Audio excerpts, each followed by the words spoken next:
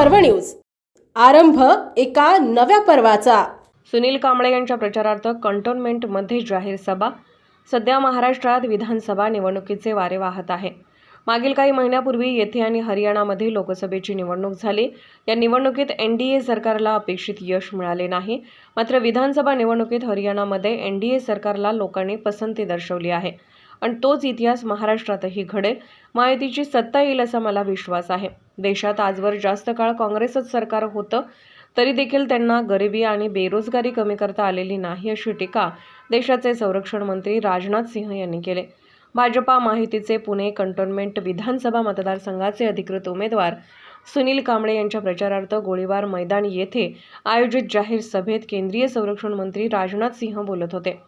यावेळी महायुतीचे उमेदवार आमदार सुनील कांबळे, माजी मंत्री दिलीप कांबळे, राज्यसभा सदस्य डॉ. मेधा कुलकर्णी, भाजप शहराध्यक्ष धीरज घाटे, आरपीआय आठवले गटाचे शहराध्यक्ष संजय सोनवणे, श्रीनाथ भीमाले, अर्चना पाटील, सुशांत निगडे, महेश पुंडे, विवेक यादव, प्रियंका श्रीगिरी यांच्यासह माहितीमधील घटक पक्षाचे पदाधिकारी उपस्थित होते।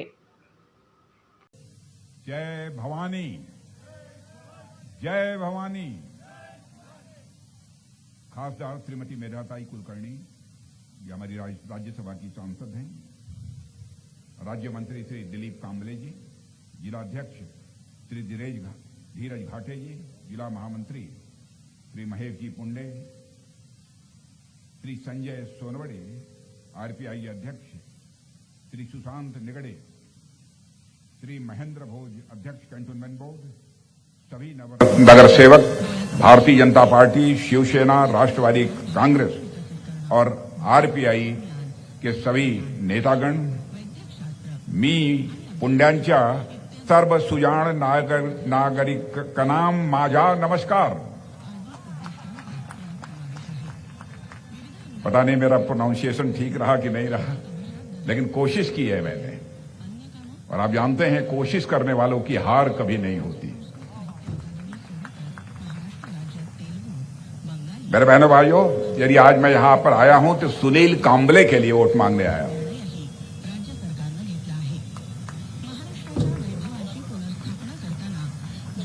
वैसे सुनील कांबले को पहली बार मैंने देखा है, और देखने से बड़ी बात है कि सुनील कांबले को पहली बार मैंने सुना है। और बहनों भाइयों, सुनील कांबले को सुनने के बाद मैं दावे के साथ कह सकता हूं, सुनील कांबले का राजनीति में भविष्य उज्जवल है।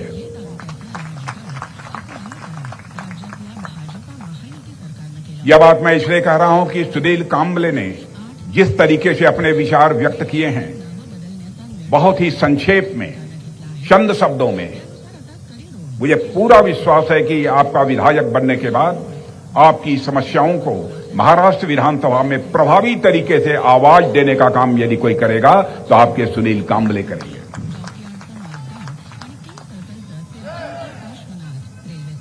मेरे बहनों भाइयों,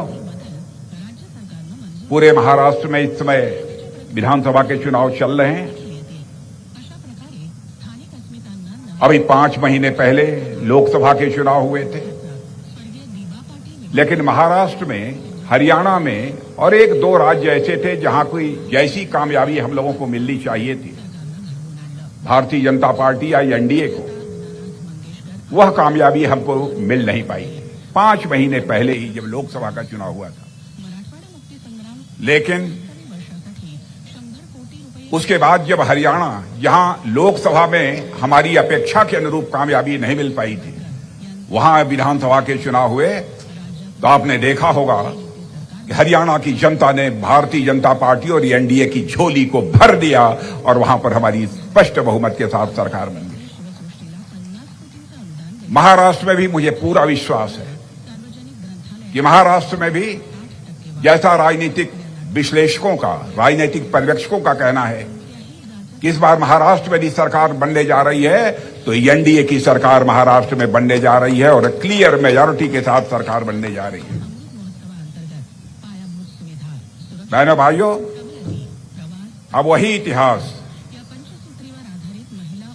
झारखंड में भी जनता दोहराने जा रही है और महाराष्ट्र में भी दोहराने जा रही है। और आप जानते हैं कि देश का जहां तक सवाल है, देश में लंबे समय तक कांग्रेस ने शासन किया है। लंबे समय तक गरीबी के दौर से इस भारत को गुजरना पड़ा है। गरीबी वह दूर नहीं कर पाए। यह बात मैं इसलिए कह रहा हूं कि आगे मैं आपको बतलाना चाहता हूं कांग्रेस की सरकार के काम करने के तौर तरीके और भारतीय जनता पार्टी के नेतृत्व की एनडीए की सरकार के काम करने के तौर तरीके में अंतर क्या है। बराबर जब भी चुनाव होता था, कांग्रेस के नेता आकर जनता के बीच यही दावा करते थे, हमारी सरकार बना दो, हिंदुस्तान से हम गरीबी को मिटा देंगे। लेकिन गरीबी समाप्त नहीं हुई। लेकिन बहनों भाइयों, आपने 2014 में भारतीय जनता पार्टी के नेतृत्व में एनडीए की सरकार केंद्र में बना दी। मोदी जी भारत के प्रधानमंत्री बने। आज भारत ही नहीं, सारी दुनिया यह दावा कर रही है कि 7-8 वर्षों के अंदर ही मोदी जी ने भारत के 25 करोड़ गरीबों को गरीबी रेखा से बाहर करने में कामयाबी हासिल की है। मैं समझता हूं कि यह कोई सामान्य उपलब्धि नहीं है। आज कांग्रेस का जहां तक सवाल है, कांग्रेस की हालत बद से बदतर होती जा रही है मेरे दोस्तों। और कांग्रेस की स्थिति जो कुछ इस प्रकार की हो गई, आप मानिए कि उसका बंटाधार होकर रहेगा। और यहां पर भी उद्धव जी की शिवसेना और एनसीपी के गले में कांग्रेस पड़ गई है, तो आप समझ लीजिए कि इन पार्टियों का भी जाना तय है। इन पार्टियों का भी अब कोई भविष्य नहीं है। यह बात भी मैं विश्वास के साथ कह सकता हूं। जहां तक महाराष्ट्र की सरकार का काम है, एकनाथ जी शिंदे के नेतृत्व में सरकार ने बहुत ही अच्छे तरीके से काम किया है, इसमें कहीं दो मत नहीं है। मुझे जानकारी प्राप्त हुई कि महाराष्ट्र में 50 लाख से ज्यादा महिलाओं को उज्ज्वला योजना के तहत मुफ्त गैस कनेक्शन देने का काम यहां की सरकार ने किया है। मैं इस सरकार को बधाई देना चाहता हूं। जल जीवन मिशन के तहत 1.25 करोड़ से ज्यादा घरों में नल के माध्यम से जल पहुंचाने का काम जो महाराष्ट्र की सरकार ने किया है, इस सरकार की जितनी भी सराहना की जाए मेरे बहनों भाइयों कम है। एक से एक बढ़कर इन्होंने काम किए हैं। ज्यादातर विकास योजनाएं जो चाहे भारत सरकार की रही हो चाहे यहां की रही हो, बहनों भाइयों, हम लोगों ने नारी शक्ति पर ही केंद्रित किया है, क्योंकि हिंदुस्तान की आधी आबादी महिलाओं की है। जब तक महिलाओं का सशक्तिकरण नहीं होगा, तब तक पूरी तरह से भारत के सशक्तिकरण की कल्पना हमारी किसी भी सूरत में साकार नहीं हो सकती है। 1 करोड़ बहनों को हम लोगों ने लखपति बनाया है। गरीबी रेखा के नीचे रहने वाली बहनों को बनाया है। और हमारी सरकार का लक्ष्य है कि हम आगामी कुछ वर्षों में ही 3 करोड़ गरीब महिलाओं को लखपति बनाएंगे और इस लक्ष्य को हम हासिल करके रहेंगे। महायुति सरकार के बारे में मैं कह सकता हूं मेरे बहनों भाइयों, महायुति सरकार ने बहुत ही अच्छा काम किया है, इसमें कहीं दो मत नहीं है। कोई ये छोटा काम नहीं था। 2.5 लाख से कम जिन लोगों की आमदनी है, उनके खाते में 1500 रुपया यहां की महाराष्ट्र सरकार ने डालने का काम किया है। 1500 रुपया यह कम नहीं होता है। जहां तक मुझे जानकारी है, इस बार अपने घोषणा पत्र में, अपने संकल्प पत्र में यहां की एनडीए ने कहा है यदि हमारी सरकार बन गई तो हम इस अमाउंट को आगे बढ़ाने वाले हैं। कितना करने वाले हैं? अब इसको बढ़ाकर 2100 रुपया करने वाले हैं। जो महिलाओं को 2100 रुपये प्राप्त होंगे, यह कोई सामान्य उपलब्धि नहीं है। और बहनों भाइयों, मैं यह बातें महिलाओं से संबंधित भी इसलिए मैं कह रहा हूं कि आधी आबादी को पीछे छोड़कर विकसित भारत बनाने का जो हमारा स्वप्न है, वह स्वप्न किसी भी सूरत में साकार नहीं हो सकता।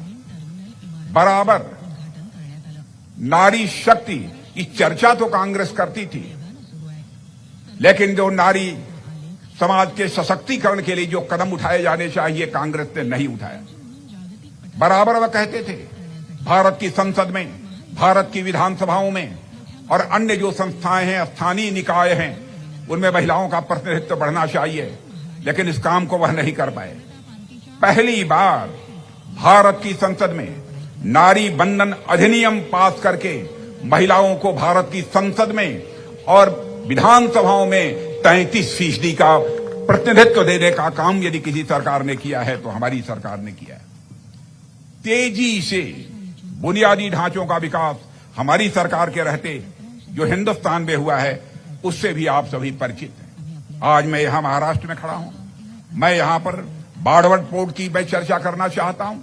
बहनों भाइयों, इतना बड़ा पोर्ट महाराष्ट्र में बन रहा है कि हमारे सारे हिंदुस्तान के जितने पोर्ट यानी बंदरगाह हैं उनकी जितनी क्षमता है उतनी अकेले उससे अधिक क्षमता महाराष्ट्र में जो यह बाड़वट पोर्ट बनने जा रहा है उसकी क्षमता है। महाराष्ट्र के लिए मैं समझता हूं कि यह कोई सामान्य उपलब्धि नहीं है। बहुत ऐसे काम जो जन कल्याणकारी हैं हमारी सरकार ने किए हैं। आयुष्मान कार्ड गरीबों को दिया है, 5 लाख रुपए तक का मुफ्त इलाज 1 साल में। और इस बार के घोषणा पत्र में हमारे प्रधानमंत्री ने कहा कि राजनाथ जी, क्योंकि घोषणा पत्र मैं ही बनवा रहा था, ऐसा करिए कि चाहे कोई किसी भी इनकम ग्रुप का कोई क्यों न हो, यदि उसकी आयु 70 वर्ष के ऊपर हो गई है तो उसे आयुष्मान कार्ड की सुविधा मुहैया कराई जानी चाहिए ताकि 5 लाख रुपए तक का प्रतिवर्ष वो अपना मुफ्त इलाज करा सके। मैं अपने कार्यकर्ताओं से भी कहना चाहता हूं, आप ऐसे बुजुर्गों के पास जाइए जिनकी आयु 70 वर्ष के ऊपर हो गई है और उनसे कहिए, उनसे आग्रह करिए कि वो फॉर्म भरें और फॉर्म भरने के बाद आप उनका आयुष्मान कार्ड बनवाइए ताकि इसका पूरा लाभ उनको मिल सके। बहनों भाइयों, जिस महाराष्ट्र में मैं खड़ा हूं यह बाबा साहब भीमराव अंबेडकर की जन्मस्थली है, कर्मस्थली भी है। लेकिन आजकल आप यह देख रहे होंगे, बाबा साहब भीमराव अंबेडकर ने जिस संविधान को बनाया था उस संविधान की एक लाल किताब लेकर राहुल गांधी चारों तरफ हर सार्वजनिक सभा में घूम रहे हैं। अब पता नहीं वह लाल किताब कौन सी है, क्या है, यह कोई नहीं जानता है। लेकिन एक पतली सी लाल किताब लिए हुए हैं, कहते हैं यह भारत का संविधान है और सबको यह दिखा रहे हैं। और उस संविधान को जिसको कि बाबा साहब भीमराव अंबेडकर ने तैयार किया था, उस बाबा साहब भीमराव अंबेडकर का कभी कांग्रेस ने सम्मान नहीं किया है। जब यहां से संसद का चुनाव इसी महाराष्ट्र से लड़ रहे थे बाबा साहब भीमराव अंबेडकर, कांग्रेस ने उनको हराया है और योजनाबद्ध तरीके से हराया है। मेरे बहनों भाई, आधुनिक भारत के निर्माण में बाबा साहब भीमराव अंबेडकर का जो योगदान है उसे कम करके किसी भी सूरत में नहीं आंका जा सकता। मेरे बहनों भाइयों, मगर बाबा साहब भीमराव अंबेडकर जो श्रेय मिलना चाहिए था वह श्रेय बाबा साहब भीमराव अंबेडकर को इस कांग्रेस पार्टी ने नहीं मिलने दिया। क्या भारत रत्न कांग्रेस के रहते बाबा साहब भीमराव अंबेडकर को नहीं दिया जा सकता? कई लोगों को दिया गया। क्या केवल इसलिए नहीं दिया गया कि वह अनुसूचित वर्ग से आते थे? बहनों भाइयों, इस काम को इस आजाद भारत में पहली बार यदि किसी ने किया है तो हमारे प्रधानमंत्री नरेंद्र मोदी ने किया है। भारत रत्न की उपाधि से बाबा साहब भीमराव अंबेडकर को हम लोगों ने नवाजा है। बाबा साहब भीमराव अंबेडकर देश और विदेश में जहां जहां भी रहे हैं उन सभी स्थलों का निर्माण कराया है और उन्हें पंच तीर्थ के रूप में हम लोगों ने विकसित किया है। और मेरा पक्का विश्वास है कि यह पंच तीर्थ आने वाली पीढ़ियों को प्रेरणा देते रहेंगे, ऐसा मेरा पक्का विश्वास है। और मेरे बहनों भाइयों, कांग्रेस संविधान बचाने की बात कर रही है, लेकिन यह आपके साथ धोखा है। हिंदुस्तान की जनता को यह छला जा रहा है। संविधान के साथ इन लोगों ने धोखा किया है। आज ये संविधान को बचाने की बात कर रहे हैं। कहां से संविधान पर संकट आ गया? इन्होंने 130 बार संविधान में संशोधन किया है। मोदी जी ने 8 बार किया है, सर्वसम्मत किया है, जिसको कि कांग्रेस का भी समर्थन प्राप्त है। अब वो कह रहे हैं संविधान पर संकट है। यहां तक कि इन्होंने यह संशोधन किया है, बाबा साहब भीमराव अंबेडकर ने भारत के संविधान की जो प्रस्तावना थी, जिसे अंग्रेजी में प्रियम्बल कहते हैं, उस प्रस्तावना प्रियम्बल में भी संशोधन कर डाला। भारत के संविधान की आत्मा पर ही चोट मार दी। और आज वो बाबा साहब भीमराव अंबेडकर की बात करते हैं। 42वां संविधान संशोधन इमरजेंसी में पास कराया इन लोगों ने। संविधान की इन लोगों ने धज्जियां उड़ाई हैं मेरे बहनों भाई। और आज ये संविधान को बचाने के लिए संविधान की एक कॉपी लेकर देश की जनता के सामने जा रहे हैं, देश की जनता को गुमराह कर रहे हैं। और आज ये कहते हैं आज अभिव्यक्ति की स्वतंत्रता नहीं है, हमको विचार व्यक्त करने का जो अवसर, खुला अवसर मिलना चाहिए वो नहीं मिल पा रहा। मैं बताना चाहता हूं, भारत का संविधान 1950 में बना था। 1951 में पहली बार अभिव्यक्ति की स्वतंत्रता पर चोट पहुंचाने का काम यदि किसी ने किया है तो इस कांग्रेस ने किया है मेरे बहनों भाइयों। इसका प्रमाण है, सारे अपराध इन्होंने किए और भारतीय जनता पार्टी को लांछित करना चाहते हैं। धारा 370 भारत के संविधान में, हाँ, उसको हम लोगों ने हटाया है क्योंकि 1951 में ही हम लोगों ने अपने घोषणा पत्र में कहा था जिस दिन संसद के दोनों सदनों में हमको स्पष्ट बहुमत मिल जाएगा, धारा 370 को हम समाप्त करेंगे। एक देश में 2 विधान, 2 प्रधान और 2 निशान किसी भी सूरत में नहीं चलेगा, यह हमारी पार्टी का संकल्प है।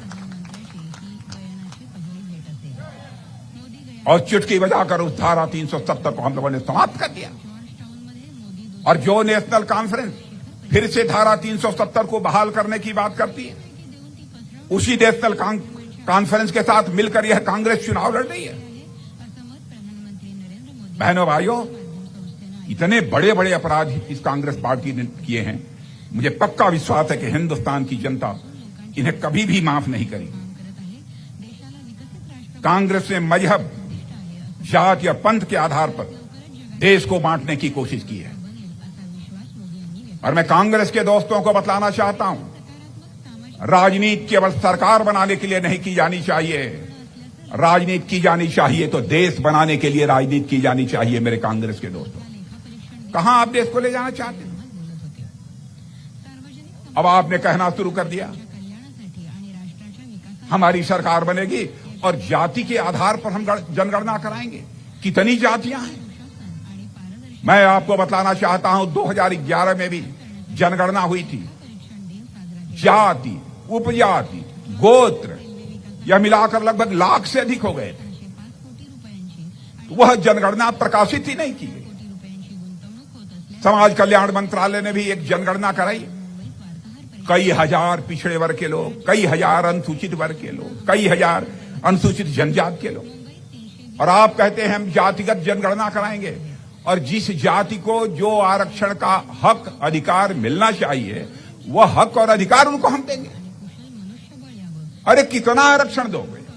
हमारा कहना है, कांग्रेस के अध्यक्ष से भी, खड़गे जी से भी और राहुल जी से भी मैं कहना चाहता हूं, आप यदि जातिगत जनगणना कराओगे तो एक ब्लूप्रिंट तैयार करो, एक ऐसा पेपर तैयार करो, उसमें आप यह बतलाओ कि जातिगत जनगणना कराने के बाद किस जाति को आरक्षण का कितना परसेंटेज देने वाले हो, यह एक बार बतलाओ। और वह ब्लूप्रिंट लेकर, वह पेपर लेकर जनता के बीच आओ। सारे देश में बहस होनी चाहिए। यदि जनता उससे सहमत है तो बहनों भाइयों हम लोगों को कोई आपत्ति नहीं। कितनी जातियों को आप देंगे? केवल सत्ता हासिल करने के लिए समाज की समरसता को, समाज के भाईचारे को यह तार तार किए जा रहे हैं। यदि कोई सच्चाई होती तो बात भी समझ में आती। केवल आंखों में धूल झोंका जा रहा है। बहनों भाइयों, बराबर देश की जनता को गुमराह करके इन लोगों ने वोट हासिल किया है। नेता वह होना चाहिए, राजनीतिक पार्टी वह होनी चाहिए कि जो कहती है वह करती है। कहने और करने में अंतर है। उस राजनीतिक पार्टी पर कभी आप विश्वास मत करना, मैं आपसे अपील करना चाहता हूं। हम लोगों को उठाकर देखिए, कहां विश्वास का संकट हम लोगों ने भारत की राजनीति में पैदा होने दिया। भारत में विश्वास का संकट, क्राइसिस ऑफ क्रेडिबिलिटी इन लोगों ने पैदा की थी और उसको चुनौती के रूप में किसी ने स्वीकार किया है तो भारतीय जनता पार्टी ने स्वीकार किया है। और बहनों भाइयों, जिस तरीके से हम लोग दिल्ली में सरकार चला रहे हैं, भारत की प्रतिष्ठा अंतर्राष्ट्रीय जगत में बढ़ी है, सारी दुनिया में। पहले भारत अंतर्राष्ट्रीय मंचों पर कुछ बोलता था, लोग भारत की बातों को गंभीरतापूर्वक नहीं सुनते थे, लेकिन भारत आज दुनिया के मंचों पर, अंतर्राष्ट्रीय मंचों पर कुछ बोलता है, सारी दुनिया कान खोलकर सुनती है कि भारत बोल क्या रहा है। यह भारत की हैसियत बनी है।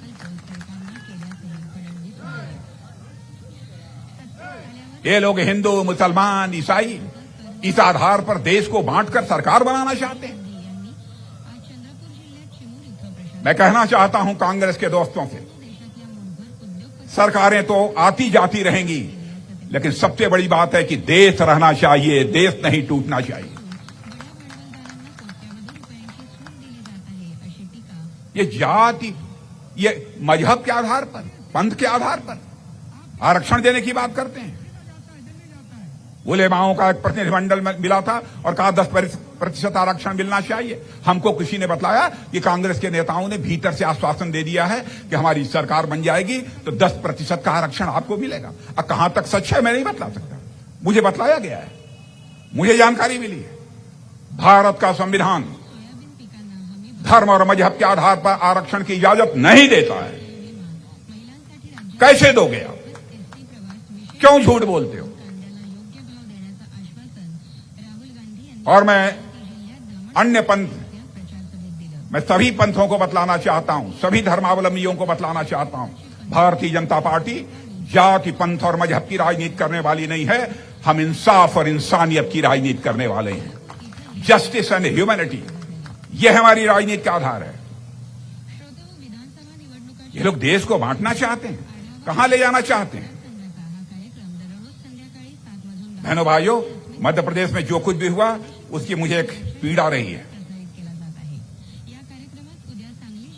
स्वर्गीय बाला साहब ठाकरे मैं बेहद सम्मान करता था, करता हूं,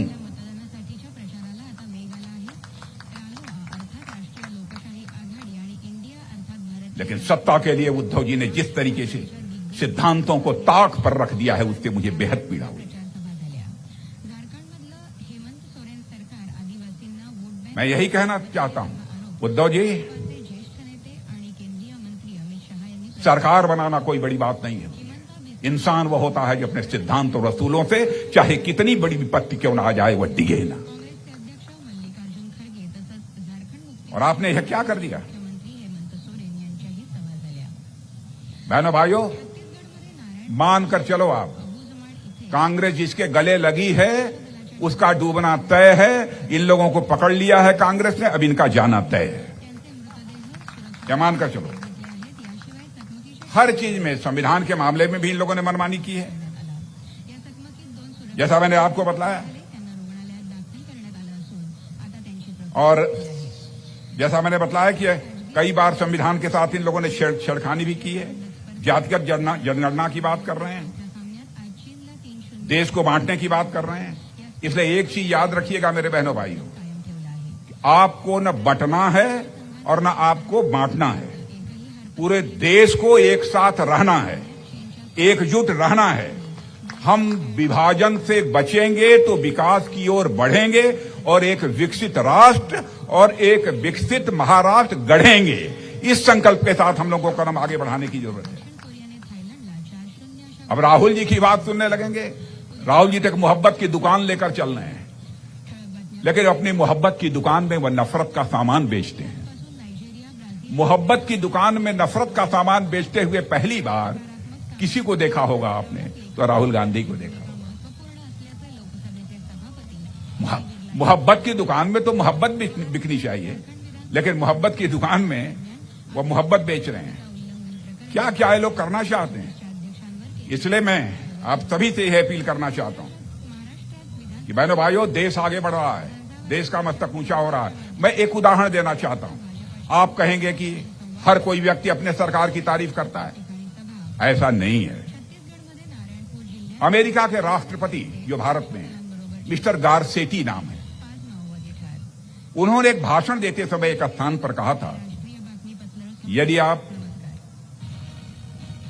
भविष्य देखना चाहते हो तो भारत में आओ।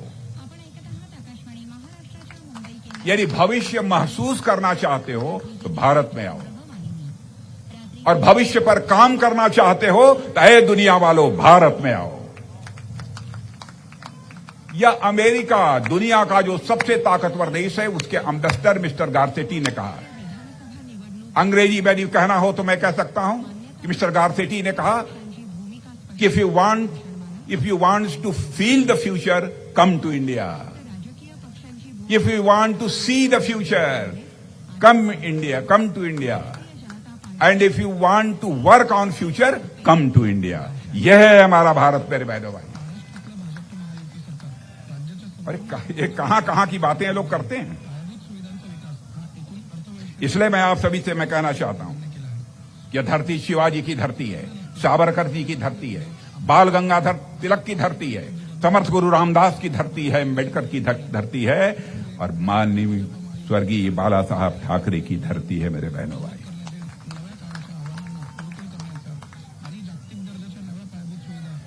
देश को हम किसी भी सूरत में बंटने नहीं देंगे। देश को बांटा है तो कांग्रेस ने बांटा है। हो गए दो टुकड़े भारत माता के। काश दोनों देश एक रहे होते। और मैं अल्पसंख्यक समुदाय के भी भाइयों से कहना चाहता हूं, उनको भी विचार करना चाहिए। भारत जैसा देश ढूंढे नहीं मिलेगा मेरे बहनों भाइयों, ढूंढे नहीं मिलेगा। यहां के रहने वाले लोगों का दिल बहुत बड़ा होता है। इसलिए मैं आप सभी लोगों से अपील करने वाला हूं, देश का मस्तक ऊंचा करने वाली कोई पार्टी है तो भारतीय जनता पार्टी है। एक उदाहरण बतलाऊं, कल्पना भी नहीं कर सकते आप, रूस और यूक्रेन के बीच 2.25 वर्षों से लड़ाई चल रही है। आप लोगों को मालूम है? कितने लोगों को मालूम है? हाथ उठाइए। रूस और यूक्रेन के बीच सब।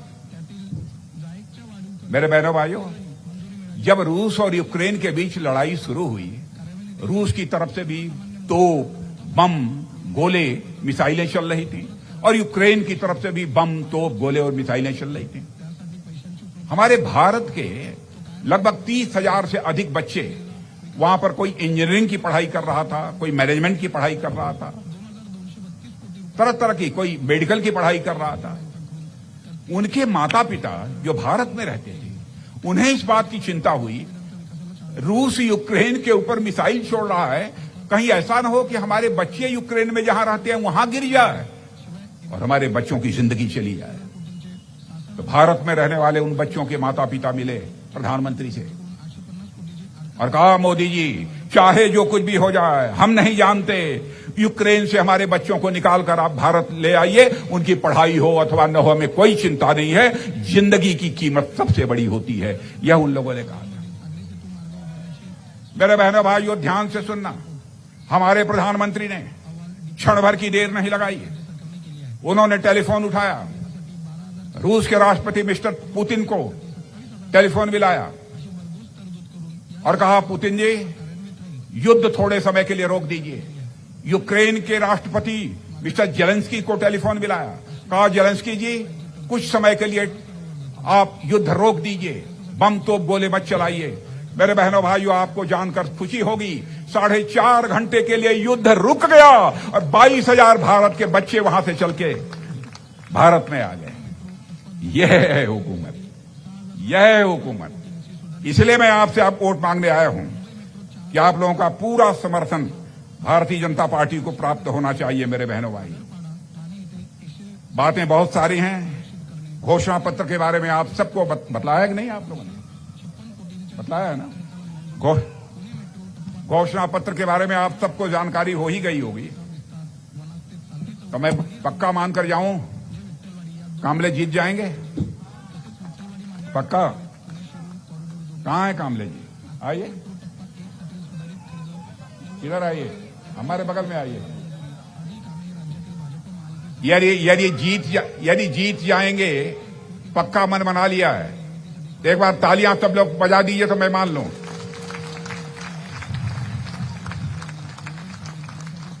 और मेरे बहनों भाइयों, मैंने जो कहा है सुनील कांबले के बारे में, सुनील कांबले का भविष्य उज्जवल है, ये मान लेना।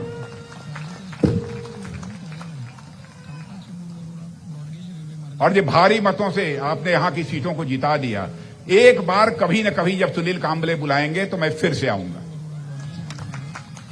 क्या बात।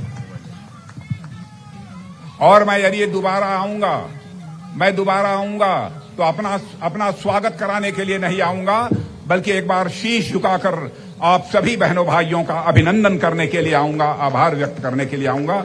एक बार जा सभी लोग मोबाइल निकाल के जला लीजिए, सभी लोग निकालिए। व्हेरी गुड, बहुत अच्छे, गुड, क्या बात है। सर्वांनी मोबाईलची टॉर्च लावा। वाह, कितनी मोबाइलें जल गई। बोलिए भारत माता की। पुणे शहरातील आणि जिल्ह्यातील महत्त्वाच्या आणि ताज्या बातम्या पाहण्यासाठी आजच आमच्या आरंभ पर्व न्यूज चॅनलला यूट्यूबवर सबस्क्राईब करा आणि बेल आयकॉन प्रेस करा।